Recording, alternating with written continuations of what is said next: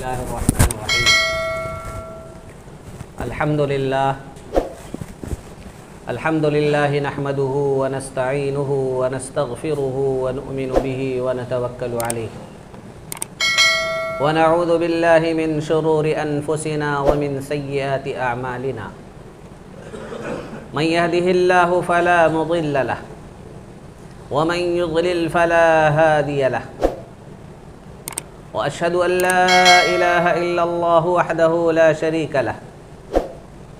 وأشهد أن سيدنا وسندنا وحبيبنا وشفيعنا وقائدنا وقدوتنا وأسوتنا وإمامنا ومولانا محمدا عبده ورسوله صلى الله تعالى عليه وعلى آله وأصحابه وبارك وسلم تسليما كثيرا كثيرا. أما بعد فأعوذ بالله من الشيطان الرجيم. بسم الله الرحمن الرحيم. يا أيها الذين آمنوا كتب عليكم الصيام كما كتب على الذين من قبلكم لعلكم تتقون. وعن أبي هريرة رضي الله تعالى عنه قال قال رسول الله صلى الله عليه وسلم الصيام جنة فلا يرفث ولا يجهل وإن امرؤ قاتله أو شاتمه فليقل إني صائم مرتين أو كما قال عليه الصلاة والسلام. صدق الله العلي العظيم وصدق رسوله النبي الكريم والحمد لله رب العالمين. اللهم صل على سيدنا محمد وعلى آل سيدنا محمد وبارك وسلم. اللهم صل على سيدنا محمد وعلى آل سيدنا محمد وبارك وسلم. اللهم صل على سيدنا محمد وعلى آل سيدنا محمد وبارك وسلم. محترم بزرگوں اور دوستو، رمضان کا مہینہ چل رہا ہے اور رمضان کا دوسرا عشرہ ختم ہونے والا ہے.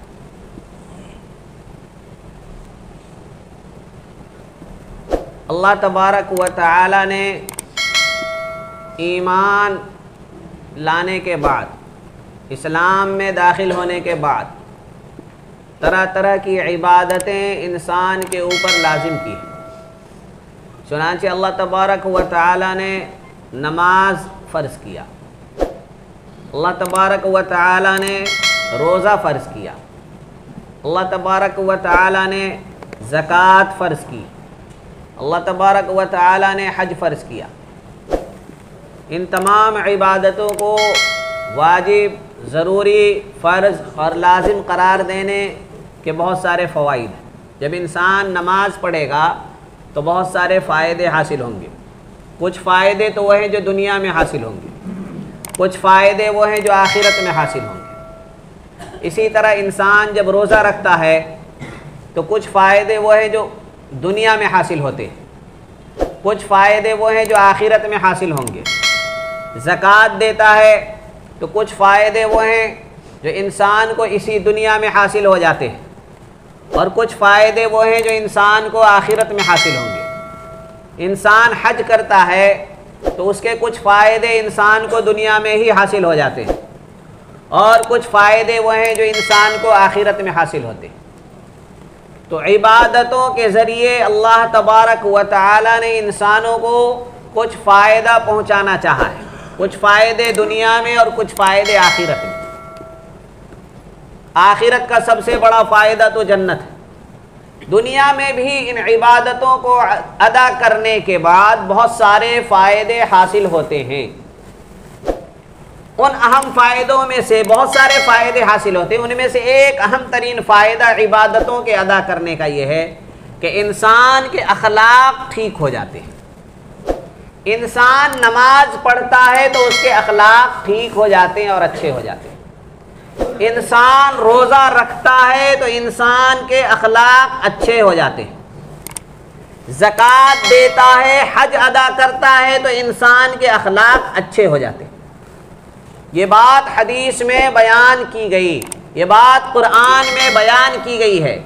اب ایک انسان نے نماز پڑھی، روزہ رکھا، زکوٰۃ ادا کی، حج کیا، لیکن اگر اس کے اخلاق بے نمازی سے، روزہ نہ رکھنے والے سے، زکوٰۃ نہ دینے والے سے، حج نہ کرنے والے سے اچھے نہیں ہوئے، تو گویا کہ نماز پڑھنے کا جو فائدہ تھا، روزہ رکھنے کا جو فائدہ تھا، زکوٰۃ ادا کرنے کا جو فائدہ تھا، حج ادا کرنے کا جو ایک اہم فائدہ تھا، وہ فائدہ اس کو حاصل ہی نہیں ہوا۔ جیسے ایک انسان پانی پیتا ہے تو پانی پینے کے بہت سارے فائدے ہیں، ان میں سے ایک اہم فائدہ ہے کہ انسان کی پیاس ختم ہو جاتی ہے۔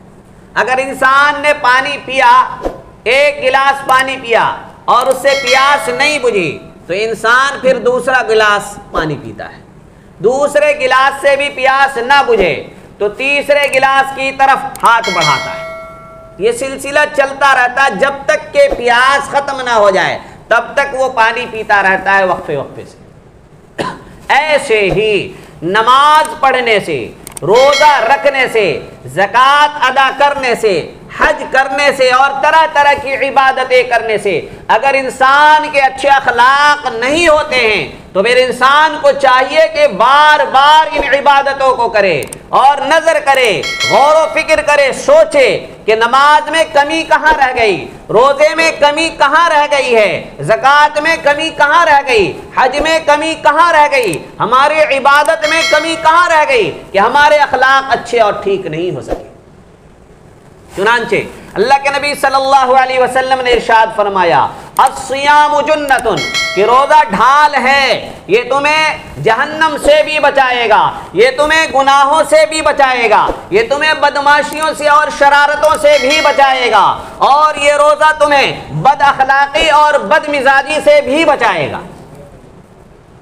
فلا یرفث، اس لیے جب روزہ رکھے تو کوئی بھی ایسی بات نہ کرے جو بے حیائی والی ہو، بے حیائی والی باتیں نہ کرے، اسی طریقے سے بے حیائی والے کام بھی نہ کرے۔ ولا یرفث، نہ تو بے حیائی والی باتیں کریں، نہ بے حیائی والے کام کرے، یعنی روزہ رکھ لے تو انسان کوئی بھی ایسی بات زبان سے نہ نکالے جس کی وجہ سے اس کے اوپر یہ حکم لگ جائے کہ بڑا بے حیا آدمی معلوم ہوتا ہے، بڑا بے شرم آدمی معلوم ہوتا ہے۔ دیکھیے، گویا کہ روزہ رکھنے سے بے حیائی ختم ہونی چاہیے۔ جب روزہ رکھ لے، فحش باتیں آپ کی زبان پر نہیں آنی چاہیے، اسی طریقے سے فحش گوئی بھی نہ کرے اور فحش کام بھی نہ کرے۔ اسی طریقے سے آگے فرمایا، ولا یجہل، جہالت اور نادانی والے کام بھی نہ کرے، جہالت اور نادانی والی باتیں بھی نہ کرے۔ جب انسان نے جہالت اور نادانی والی باتیں ختم کر دی، نادانی والی اور جہالت والے کام بند کر دیے، تو اب روزے کا فائدہ اسے حاصل ہو گیا۔ یہ ساری چیزیں جیسے ہی اس سے دور ہوئی تو وہ بااخلاق بن گیا، اس کے اخلاق اچھے ہو گئے، اس کا کردار اچھا ہو گیا۔ جو انسان بے حیائی کی باتیں نہیں کرتا ہے، جو انسان جہالت و نادانی والی باتیں نہیں کرتا ہے، بے حیائی والے کام نہیں کرتا ہے، فحش کام نہیں کرتا ہے، جہالت و نادانی والے کام نہیں کرتا ہے، وہی تو اچھے کردار والا ہے، وہی تو اچھے اخلاق والا ہے۔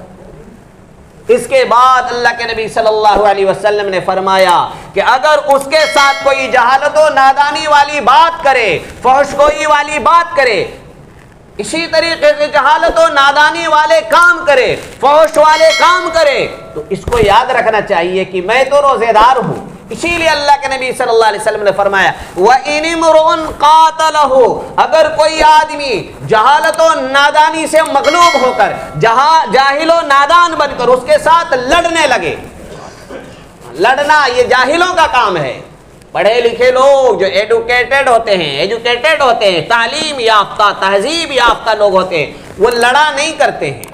اسی لیے فرمایا، وَإِنِ امْرُؤٌ قَاتَلَهُ، اگر کوئی آدمی جاہل و نادان بن کر کے اس کے ساتھ لڑائی کرتا ہے، قتال کرتا ہے، جھگڑتا ہے، او شاتمہ، دوسری بات اس کے ساتھ فحش باتیں کرتا ہے، او شاتمہ، اس کے ساتھ گالی گلوچ کرتا ہے، تو کیا کرنا چاہیے؟ فرمایا یہ نہیں کہ کوئی لڑے تو اس کے ساتھ جواب میں یہ بھی لڑنے لگے، نہیں، کوئی اس کو گالی دے تو یہ نہیں کہ تو ایک گالی دے گا میں تجھے 10 گالیاں دوں گا، نہیں، اللہ کے نبی صلی اللہ علیہ وسلم نے فرمایا فَلْيَقُلْ إِنِّي صَائِمٌ، فوراً یہ کہہ دے کہ میں تو روزے سے ہوں، تو کیا ہوں؟ میں نے تو روزہ رکھ رکھا ہے، انی صائم، مرتين، 2 مرتبہ کہے انی صائم، کیوں؟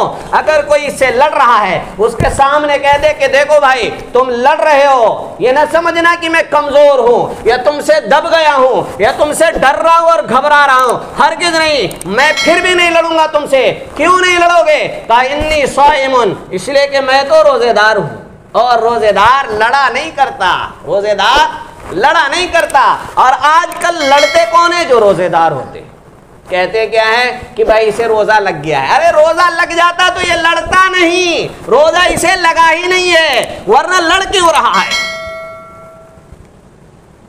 جسے روزہ لگ جائے گا وہ لڑے گا نہیں، یہ کہیے کہ اسے بھوک زیادہ لگ گئی ہے، اس کا دماغ خراب ہو گیا ہے، یہ جاہل اور نادان بن گیا ہے اسی لیے لڑ رہا ہے، یہ کیوں کہتے ہیں کہ روزہ لگ گیا اسی لیے لڑ رہا ہے؟ روزہ نہیں لگا ہے، اگر روزہ لگ جاتا تو لڑتا ہی نہیں، لڑتا ہی نہیں۔ اس میں کہا انی صائم، اگر کوئی اس سے لڑے تو کہے میں تم سے ڈر نہیں رہا ہوں، گھبرا نہیں رہا ہوں، اور میں تم سے کمزور نہیں پڑ رہا ہوں، میں تم سے اس لیے نہیں لڑ رہا ہوں کیونکہ انی صائم، میں تو روزے سے ہوں، میرا روزہ میں کیسے لڑ سکتا ہوں؟ یاد رکھیں، مسلمان بزدل نہیں ہوتا، مسلمان بزدل نہیں ہوتا، اور دوسری بات یاد رکھیں مسلمان ظالم نہیں ہوتا، اگر طاقت ہو تو ظلم نہیں کرتا، اور اگر کمزور ہو تو بزدل نہیں بنتا۔ 2 جملے ہمیشہ یاد رکھیں، مسلمان بزدل نہیں ہوتا، اور دوسری بات مسلمان ظالم نہیں ہوتا، طاقت کی حالت میں ہو ظلم نہیں کرتا، کمزوری کی حالت میں ہو بزدلی نہیں دکھاتا۔ یہ نہیں سمجھنا کہ میں تم سے ڈر گیا ہوں یا گھبرا گیا ہوں، اللہ کے نبی صلی اللہ علیہ وسلم نے فرمایا یہ کہہ دو اس سے انی صائم، کہ میں تو روزے سے ہوں اس لیے میں نہیں لڑتا، تم لڑ رہے ہو، دوسری بار بھی کہہ رہا ہے انی صائم، اسے بھی یاد دلانا کہ بھائی کوئی لڑنے لگے کہو انکا صائم، بھائی تم بھی تو روزے سے ہو، کیوں لڑ رہے ہو؟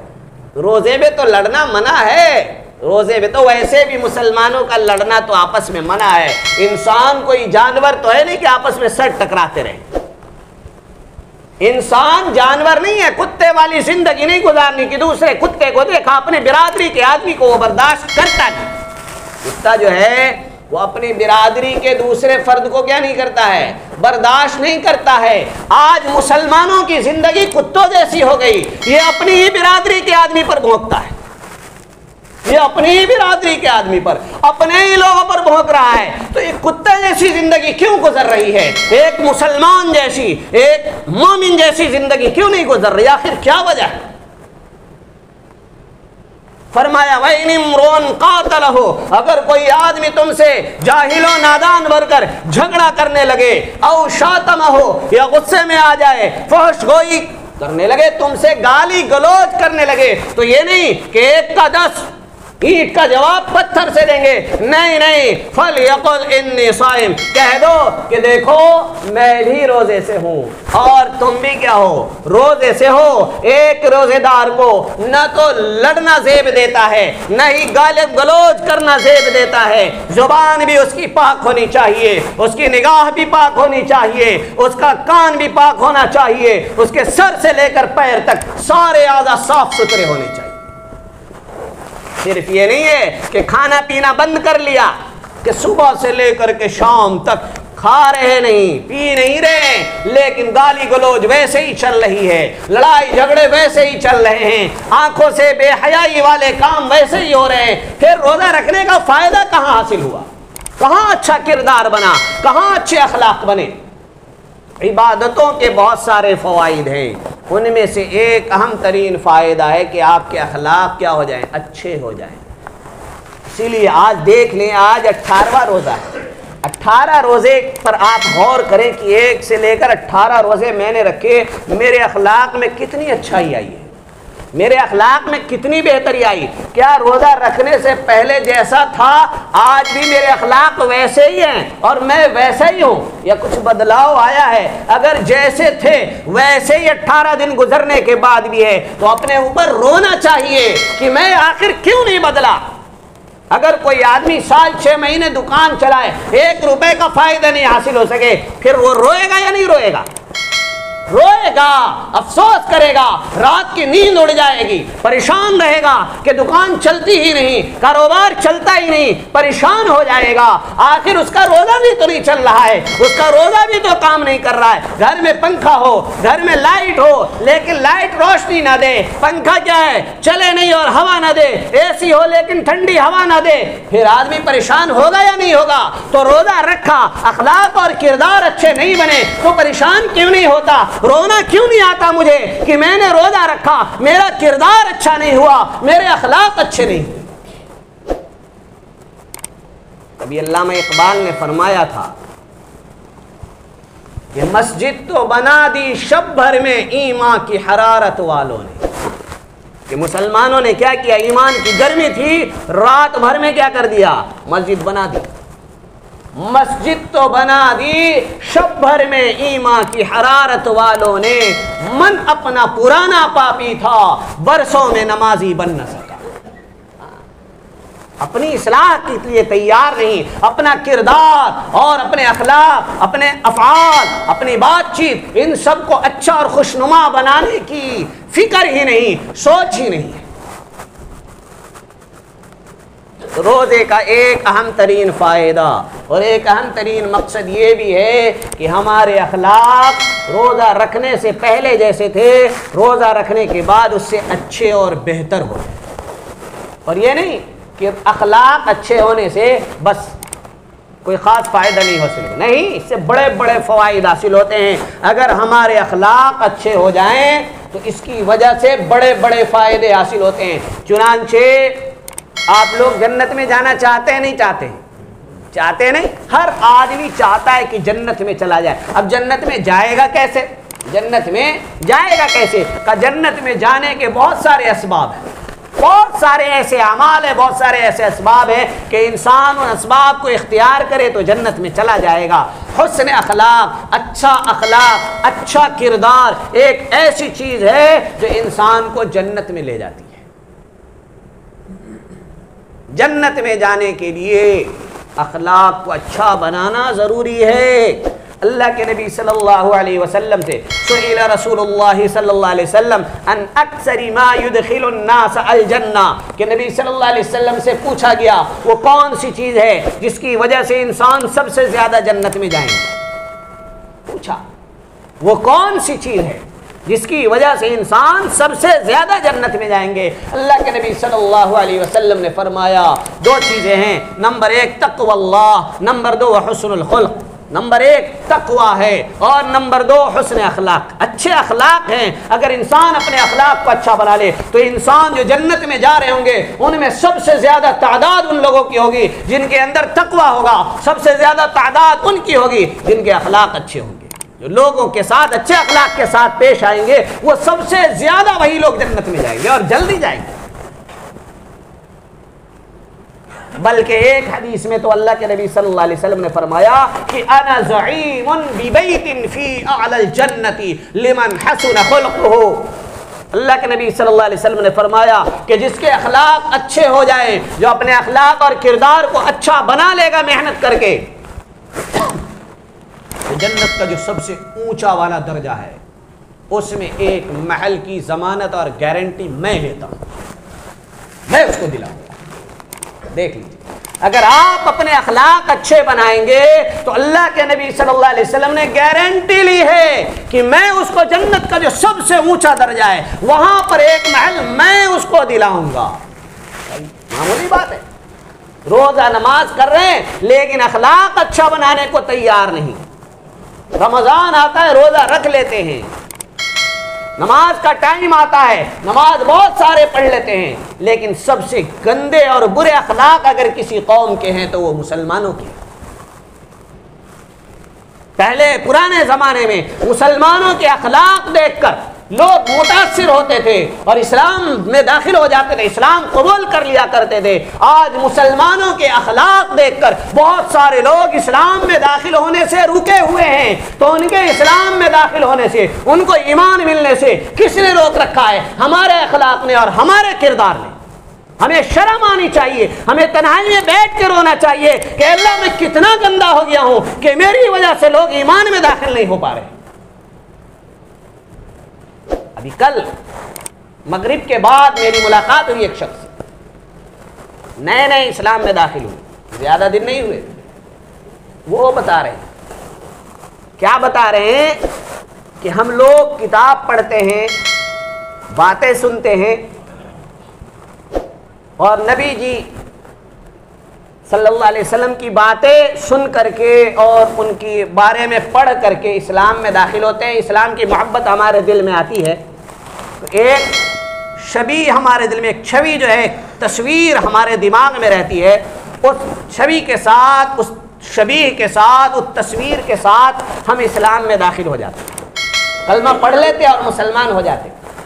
لیکن اس کے بعد جب مسلمانوں کے ساتھ ہمارا معاملہ ہوتا ہے اور ان کے ساتھ ملنا جلنا، اٹھنا بیٹھنا، ان کے ساتھ زندگی گزارنا ہوتا ہے، تو کہتے ہیں وہ مسلمان اس کے بالکل الٹ نظر آتے ہیں۔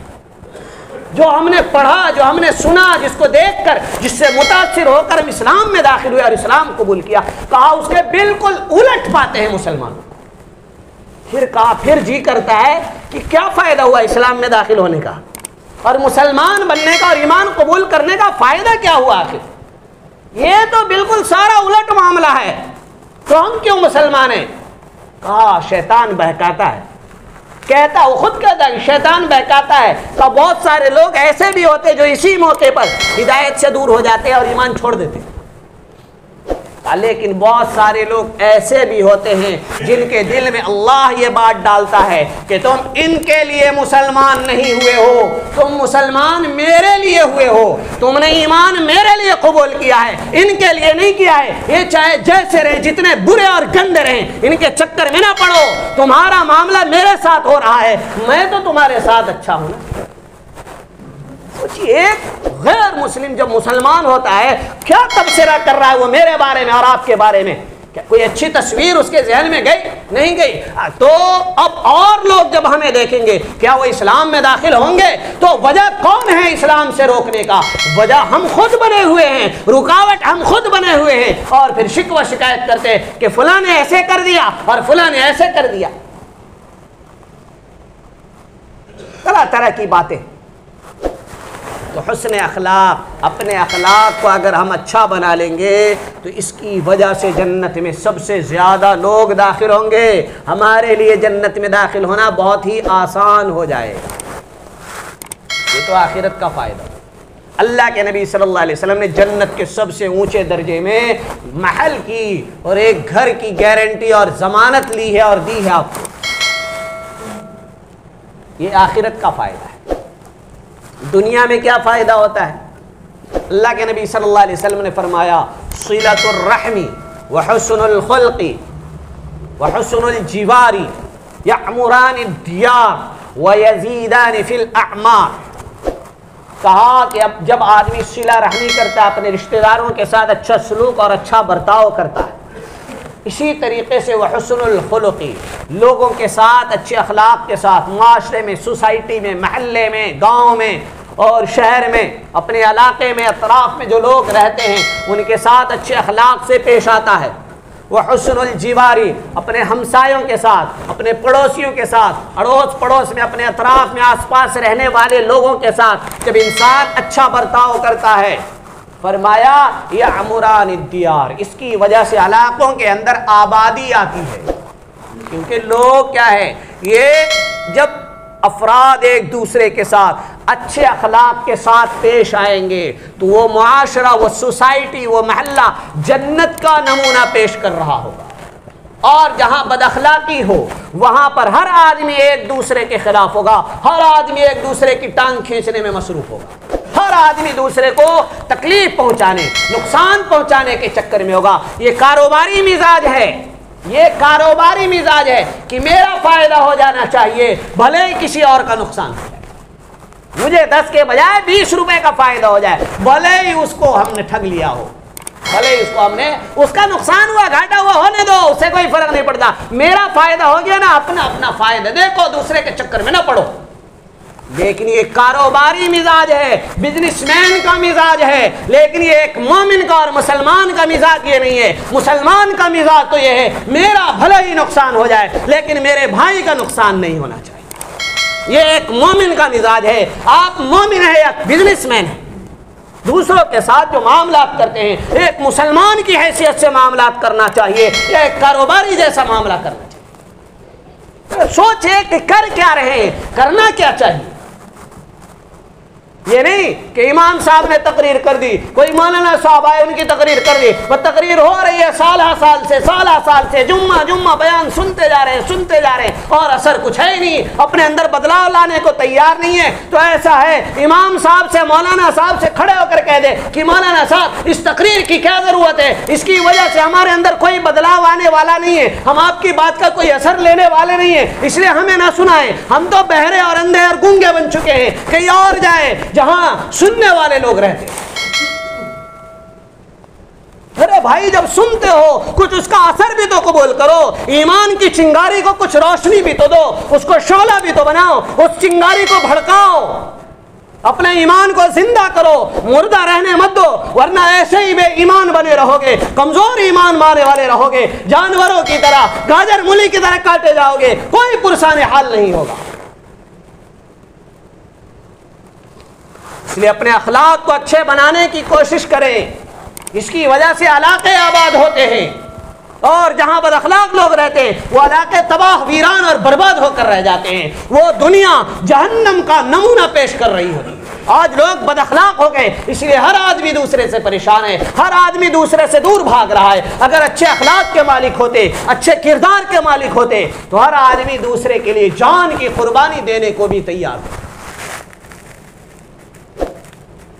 دوسرا فائدہ فرمایا وَيَزِيدَانِ فِي الْأَعْمَارِ، ایک تو دنیا اور علاقے آباد ہوتے ہیں، اور مزید یہ کہ عمر میں اضافہ ہو جاتا ہے۔ اگر اچھے اخلاق آپ کے ہوں گے تو آپ کی عمر کیا ہو جائے گی، زیادہ ہو جائے گی، بڑھ جائے گی۔ عمر میں اضافہ دو طرح سے ہوتا ہے، ایک ظاہری طور پر کہ آپ کی عمر 50 سال تھی، اگر اچھے اخلاق کے ساتھ پیش آئیں گے تو آپ کی عمر 60 سال ہو جائے گی۔ چنانچہ ڈاکٹروں کے پاس آپ جائیے، ڈاکٹروں نے یہ بات ثابت کر دی ہے کہ جو بدمزاج آدمی ہو، بد اخلاق ہو، بات بات پہ غصہ میں آتا ہو، اس کی عمر گھٹ جاتی ہے، اس کو بیماریاں جلدی پکڑتی ہیں اور اس کی عمر کم ہوتی ہے۔ اس کے بالمقابل جو خوش مزاج آدمی ہوتا ہے بیماریاں اس سے دور رہتی ہیں۔ جائیے آپ ڈاکٹروں کی رپورٹ پڑھ لیجئے، آپ کو اللہ کے نبی صلی اللہ علیہ وسلم کی باتوں پر یقین نہیں ہے، ڈاکٹروں کی بات پر تو یقین ہوگا، ان سے جا کر کے پوچھ لیں، وہ بھی آپ کو بتائیں گے کہ خوش مزاج آدمی سے بیماریاں دور رہتی ہیں، وہ زیادہ زندگی جیتا ہے، زیادہ اچھی زندگی جیتا ہے۔ اس کے بالمقابل بد اخلاق آدمی، بد مزاج آدمی، اس کی عمر بھی گھٹ جاتی ہے اور بیماریوں کا مجموعہ اور مرکز بھی بن جاتا ہے۔ ہر بیماری کے لیے بد مزاج، چلو اسی کو پکڑ لیتے ہیں، اسی کو کیا کر لیتے ہیں، پکڑ لیتے ہیں۔ پھر کہتا ہے ڈپریشن ہو گیا، پھر کہتا ہے کہ ٹینشن میں ہوں۔ ٹینشن یہ بھی تو بیماری ہے، بد مزاجی اور بد اخلاقی کی وجہ سے ٹینشن ہے۔ ڈپریشن کیوں ہے؟ ڈپریشن بھی بد مزاجی اور بد اخلاقی کی وجہ سے ہے۔ دو آدمی کو اگر شوگر کی بیماری ہو جائے، ایک ہسمکھ ہو، خوش اخلاق ہو، اچھے اخلاق والا ہو، دوسرا بد اخلاق ہو، دونوں کو دیکھ لیجیے آپ، جو شوگر کا پیشنٹ ہے لیکن خوش اخلاق ہے وہ اچھی زندگی گزار رہا ہوگا، اور جو بد اخلاق ہے اس سے لوگ پناہ مانگ رہے ہوں گے کہ شوگر کا مریض سے دور رہو، دور رہو، ورنہ کب کس کے اوپر غصہ کر لے اور کیا کر جائے کس کے ساتھ کچھ پتہ نہیں۔ وَيَزِيدَانِ فِي الْأَعْمَارِ، رشتہ داروں کے ساتھ اچھا سلوک کریں گے، دنیا کے لوگوں کے ساتھ اچھے اخلاق کے ساتھ پیش آئیں گے، اپنے پڑوسیوں کے ساتھ اچھا برتاؤ کریں گے، تو اس کی وجہ سے علاقے بھی آباد ہوتے ہیں، ورنہ علاقے اجڑ جاتے ہیں، اور مزید یہ کہ عمر میں اضافہ بھی ہو جاتا ہے۔ مزید آخرت میں فائدہ ہوگا، آخرت میں نتیجہ کیسے نکلے گا؟ فَأَمَّا مَنْ ثَقُلَتْ مَوَازِينُهُ فَهُوَ فِي عِيشَةٍ رَاضِيَةٍ وَأَمَّا مَنْ خَفَّتْ مَوَازِينُهُ فَأُمُّهُ هَاوِيَةٌ۔ کیا فرمایا کہ جس کل قیامت کے دن جب بندہ اللہ تبارک و تعالیٰ کے حضور میدان محشر میں پیش ہوگا، وہاں پر اس کے اعمال تولے جائیں گے۔ اگر نیکیوں والا پلڑا بھاری ہو جائے گا کے لیے جنت کا فیصلہ ہو جائے گا. اگر نیکیوں والا پلڑا ہلکا ہو جائے گا اس کے لیے جہنم کا فیصلہ ہو جائے گا. اب نیکیوں والا پلڑا بھاری کیسے ہو, اس کو بھاری کیسے کرے؟ اللہ کے نبی صلی اللہ علیہ وسلم نے فرمایا ما شیء اثقل فی میزان المؤمن یوم القیامت من خلق حسن. کہا مومن کا جو ترازو کا پلڑا ہوگا اس کو بھاری کرنے والی چیز حسن اخلاق اور اچھے اخلاق سے زیادہ بہتر اور بھاری کوئی چیز نہیں ہے. اگر کوئی انسان اچھے اخلاق والا ہوگا, دنیا میں لوگوں کے ساتھ اچھے اخلاق کے ساتھ پیش آگا, تو اس کے اچھے اخلاق جو ہے وہ جب پلڑے میں رکھے جائیں گے تو اس کا نیکیوں والا پلڑا بھاری ہو جائے گا. دیکھیے, اور جب نیکیوں والا پلڑا بھاری ہوگا اس کے لیے جنت کا فیصلہ ہو جائے گا. تو حسن اخلاق کی وجہ سے ہمارا میزان میں جو نیکیوں والا پلڑا ہے وہ بھاری ہوتا ہے, لیکن پھر بھی ہم اپنے اخلاق کو اچھے بنانے کے لیے تیار نہیں ہیں. اس کے آگے سنیے, اللہ کے نبی صلی اللہ علیہ وسلم نے فرمایا کہ جب بندہ کیا کرتا ہے, اچھے اخلاق بنا لیتا ہے, تو جنت میں اس کے درجات اونچے سے اونچے ہوتے چلے جاتے ہیں. ایک آدمی ہے کثرت کے ساتھ نفل نماز پڑھتا ہے, اشراق بھی پڑھ رہا ہے, چاشت بھی پڑھ رہا ہے, اوابین بھی پڑھ رہا ہے, تہجد بھی پڑھ رہا ہے, جتنی نفل نمازیں سب پڑھتا چلا جاتا ہے, اور پیر کو جمعرات کو روزہ رکھتا ہے, ہر مہینے میں ایام 20 کے روزے رکھتا ہے, محرم آتا ہے روزہ رکھتا ہے, عرفے کا دن آتا ہے روزہ رکھتا ہے, شعبان میں 15 شعبان کا دن آتا ہے روزہ رکھتا ہے, نفل روزے بھی زیادہ رکھتا ہے, نفل نمازیں بھی خوب پڑھتا ہے. ایک وہ آدمی ہے. دوسرا آدمی وہ ہے جو نفل نمازیں نہیں پڑھتا, جو نفل روزے نہیں رکھتا, لیکن اس کے اخلاق اچھے ہیں, اس کے کردار اچھے ہیں. اللہ کے نبی صلی اللہ علیہ وسلم نے فرمایا ان صاحب حسن الخلق لا يبلغ به درجۃ صاحب الصوم والصلاۃ. کہا نفل نمازیں پڑھ کر, نفل روزے رکھ کر بندہ جنت میں جس مقام تک پہنچے گا, اچھے اخلاق والا صرف اپنے اچھے اخلاق کی وجہ سے نفل نماز نفل روزے کے بغیر ہی وہاں پہنچ جائے گا. آج نفل نماز پڑھنا ہمارے لیے آسان ہے, محرم اور شعبان کے روزے رکھ لینا آسان ہے, بڑی محنت سے رکھتے. کہتے بتائیے محرم میں بھی روزہ نہیں رکھا, شعبان میں بھی روزہ نہیں رکھا, لیکن اس کی فکر نہیں ہے کہ بھائی نہ محرم میں اخلاق اچھے, نہ شعبان میں اخلاق اچھے, نہ رمضان میں اخلاق اچھے, پھر اب اخلاق کب اچھے ہوں گے؟ جو فائدہ نفل روزوں سے حاصل ہونے والا ہے, جو فائدہ نفل نمازوں سے حاصل ہونا ہے, وہی والا فائدہ تو اچھے اخلاق سے بھی حاصل ہونے والا ہے. سب سے آخری بات, آپ کو اللہ کے نبی صلی اللہ علیہ وسلم سے محبت ہے؟ اچھا, ہم میں سے ہر شخص کو اللہ کے نبی صلی اللہ علیہ وسلم سے محبت ہے. لیکن اب دوسرا اس کو الٹ دے, کیا اللہ کے نبی صلی اللہ علیہ وسلم کو بھی آپ سے محبت ہے؟ اگر آپ تو اللہ کے نبی صلی اللہ علیہ وسلم سے محبت کرتے, اگر یہ چاہتے ہیں آپ کہ کل قیامت کے دن اللہ کے نبی صلی اللہ علیہ وسلم کے آپ قریب رہیں, اللہ کے نبی صلی اللہ علیہ وسلم آپ سے محبت کریں, پیار کریں, تو پھر اپنے اخلاق اچھے بنا لیں. خود اللہ کے نبی صلی اللہ علیہ وسلم نے فرمایا ان من احبکم الی واقربکم منی مجلسا یوم القیامت احاسنکم اخلاقا. کہ سن لو, تم میں سے جن لوگوں کے اخلاق اچھے ہوں گے وہ کل قیامت کے دن بھی اور اس دنیا میں رہتے ہوئے بھی میرے چہیتے اور لاڈلے امتی میں اس کا شمار ہوگا. اور قیامت کے دن بیٹھک جب لگے گی, میرے آس پاس لوگ بیٹھے ہوئے ہوں گے, وہ میرے قریب ہوگا جس کے اخلاق اچھے ہوں گے. آپ نہیں چاہتے کہ اللہ کے نبی علیہ وسلم کے قریب بیٹھے, آپ نہیں چاہتے کہ اللہ کے نبی علیہ وسلم آپ سے پیار کرے اور محبت کرے, پھر اپنے اخلاق اچھے بنا لے. میرے بھائیوں, کچھ گرم کچھ نرم کچھ سرد اور گرم باتیں میں نے کر دی ہوں گی, لیکن محض آپ کی ہمدردی میں, آپ کی بھلائی میں آج ہمارے اخلاق بہت گندے ہو چکے ہیں, بہت بگڑ چکے ہیں. خلاصہ یہی نکلا, روزے کا ایک اہم ترین فائدہ یہ ہے کہ ہمارے اخلاق اور ہمارے کردار اچھے ہو جائے. کوشش کریں اب باقی جو 12 دن رہ گئے ان میں ہم لوگوں کے ساتھ اچھے اخلاق کے ساتھ پیش آئیں گے, اس کی مشق اور محنت کریں کریں گے تاکہ پورے سال اور زندگی کے ہر دن ہم کیا کریں، اپنے اخلاق کو اچھا بنا کر کے رکھیں دنیا کے تمام لوگوں کے ساتھ، چاہے وہ مسلمان ہو، چاہے وہ میرے گھر کا آدمی ہو، چاہے محلے کا آدمی ہو، چاہے وہ کافر و مشرک ہو، چاہے ایمان والا ہو چاہے غیر ایمان والا ہو، سب کے ساتھ ہم اچھے اخلاق کے ساتھ پیش آئیں گے بھائی، اپنے اخلاق اچھے بنائیں گے۔ اللہ تعالی ہم سب کو عمل کی توفیق عطا فرمائے۔ وآخر دعوانا الحمدللہ رب العالمین۔